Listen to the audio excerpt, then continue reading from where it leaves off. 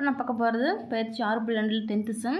Question பாருங்கள். A vector comma B vector comma C vector என்ற பூஜ்ஜியமற்ற 3 வெக்டர்களில் A vector comma B vector என்ற வெக்டர்களுக்கு செங்குத்தான அலகு வெக்டர் சி வெக்டர் என்க.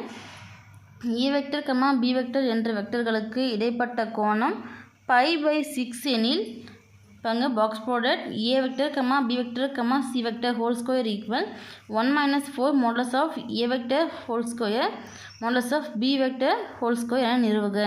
இப்போ நமக்கு ஆன்சர் கொடுத்துட்டாங்க. இதான் நம்ம ப்ரூவ் பண்ணணும். இந்த இதில் பார்த்தீங்கன்னா ஏ வெக்டரும் பி வெக்டரும் பார்த்தீங்கன்னா இதுக்கு அலகு வெக்டர் வந்து செங்குத்து அலகு வெக்டர் வந்து சி வெக்டர் அப்படின்றத ப்ரூவ் பண்ணி சொல்லியிருக்காங்க. ப்ளஸ் பார்த்தீங்கன்னா இதுக்கான கோணம் வந்து π/6 கொடுத்துருக்காங்க. சரிங்களா? இது மூணுமே பூஜ்ஜியம் இல்லாத வெக்டர் அப்படின்றத மென்ஷன் பண்ணியிருக்காங்க. நாங்கள் பார்க்கலாம். பாருங்கள், கொஷினில் வந்து நம்ம எதை ப்ரூவ் பண்ண சொல்லி கொடுத்துருக்காங்க. கோணம் என்ன கொடுத்துருக்காங்க, π/6 கொடுத்துருக்காங்களா. இப்போது எல்ஹெச்எஸ் வச்சு ஆர்ஹெச்எஸ் ப்ரூவ் பண்ண போகிறோம். இங்கே ஸ்கொயரில் கொடுத்துருக்காங்க. ஃபஸ்ட்டு நம்ம பாக்ஸ் ப்ராடக்ட் இந்த A vector comma B vector comma C vector கண்டுபிடிக்கலாம். கண்டுபிடிச்சி வர ஆன்சரை வந்து ஸ்கொயர் பண்ணிக்கலாம். சரிங்களா? இப்போ ஃபஸ்ட்டு இதை மட்டும் கண்டுபிடிப்போம். இப்போது A vector comma B vector comma C vector. சரிங்களா? இப்போது இது வந்து அவங்க கொஷின் மென்ஷன் பண்ணிட்டாங்க. இது ஒரு தளத்தில் அமையாது, இது 0 கிடையாதுன்னு கொடுத்துருக்காங்களா. இப்போது ஃபார்முலா பாருங்கள். இப்போது A vector cross B vector dot C வெக்டர்னும் போது இது எப்படி எழுதுவோம், A vector comma B vector comma C வெக்டர்னு எழுதுவோமா. அப்போது இந்த ஃபார்மில் இருக்கிற A vector comma B vector comma C vector இதை வந்து இந்த ஃபார்மில் எழுதலாமா. எந்த இடத்துல வந்து நம்ம இந்த கிராஸ் போட்டிருக்கோமோ அதுக்கு கண்டிப்பாக அந்த ப்ராக்கெட் போடணும். சரிங்களா? இல்லை நீங்கள் ஏவுக்கு டாட் கொடுத்துட்டு பிசி க்ராஸ் போட்டிங்கன்னா பிசிக்கு நமக்கு வந்து அடைப்புக்குறி போடணும். இப்போ எடுத்து எழுதும் போது A vector comma B vector dot C vector. இப்போது A vector cross B vector இதுக்கான ஃபார்மா நமக்கு தெரியும். இப்போ A vector cross B vector என்னும் போது இதுக்கான ஃபார்மா என்ன, modulus of A vector into modulus of B vector into sine theta into n cap. சரிங்களா?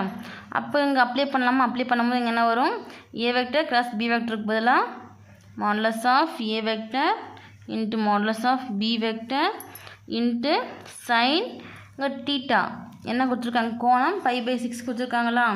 அப்போது இங்கே தீட்டாக்கு பதில் π/6 அப்ளை பண்ணிக்கலாம். டாட் என் வெக்டர் கொடுத்துருக்காங்களா. அப்போது என் வெக்டர் என்னது, சி வெக்டர் டாட் இங்கே இருக்கிற சி வெக்டர். சரிங்களா? இப்போ எடுத்து எழுதியாச்சு. Equal modulus of A vector into modulus of B vector. இந்த சைன் π/6 கொடுத்துருக்காங்களா. அப்போது சைன் π/6 போது இது 30 டிகிரியா.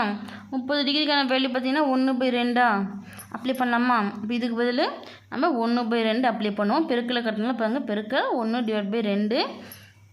அதே போல் இங்கே இங்கேயும் சி வெக்டர் இருக்குது, இது புள்ளி பெருக்கம், பெருக்கல் இருக்குது சி வெக்டர். அப்போ ரெண்டும் பெருக்கல் இருக்கும் போது எடுத்து எழுதுனா நமக்கு modulus of C vector whole ஸ்கொயர்னு வருமா. ஏன்னா புள்ளி பெருக்கத்தில் இருக்கும்போது நமக்கு மாடுலஸ் போட்டு ஹோல் ஸ்கொயர் போடுவோம். Equal modulus of A vector into modulus of B vector into 1/2. இப்போது modulus of C vector whole square இதுக்கான வேல்யூ பார்த்தீங்கன்னா 1. ஸ்கொயர்னும் நமக்கு 1 தான் வேல்யூ, 1 ஈக்குவல் 1 பெருக்கும் போது நமக்கு சேம் இதே டேர்ம் தான் கிடைக்கும். இப்போது modulus of A vector modulus of B vector into 1/2. இதை ஆர்டராக எடுத்து எழுதும் போது பாருங்கள், இந்த 1/2 மறுபடியும் போட்டுக்கலாம்.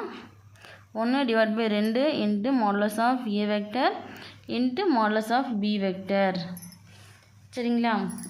இதுக்கான answer box product A vector comma B vector comma C வெக்டருக்கான ஆன்சர். சரிங்களா? இப்போது இதை நம்ம ஸ்கொயர் கொடுத்துருக்காங்களா மேலே. இப்போ ஸ்கொயர் பண்ணுவோம். வகுப்படுத்தும் போது பார்த்திங்கன்னா A vector comma B vector comma C vector whole square. Whole ஸ்கொயர்னால் இந்த டேர்முக்கு ஸ்கொயர் வரும். 1/2 into modulus of A vector into modulus of B vector whole square. சரிங்களா? இப்போ ஸ்கொயர் பண்ணும். ஸ்கொயர் பண்ணுவோம் பார்த்தீங்கன்னா நமக்கு இங்கே இந்த டேர்முக்கு ஸ்கொயர் வரும், இந்த டேர்முக்கு ஸ்கொயர் வரும், இந்த டேர்முக்கு ஸ்கொயர் வருமா? அப்போ 1 divide by 2 1 square divide by 2 ஸ்கொயர்னு வருமா? 1 ஸ்கொயர் அப்படின்னா 1 தான் வரும், 2 ஸ்கொயர் அப்படின்னா 4. இங்கே modulus of A vector whole ஸ்கொயர்னு வருமா? Modulus of B vector whole ஸ்கொயர்னு வருமா? இதை நம்ம ப்ரூவ் பண்ண சொல்ல வேண்டியது. ஸோ நம்ம ப்ரூவ் பண்ணியாச்சு. சரிங்களா? A vector comma B vector comma C vector whole ஸ்கொயருக்கான ஆன்சர் கொஷினில் கொடுத்துருக்கிறபடி எடுத்து எழுதியாச்சு. ஃபைனலாக எடுத்து எழுதிக்கோங்க என நிறுவப்பட்டது.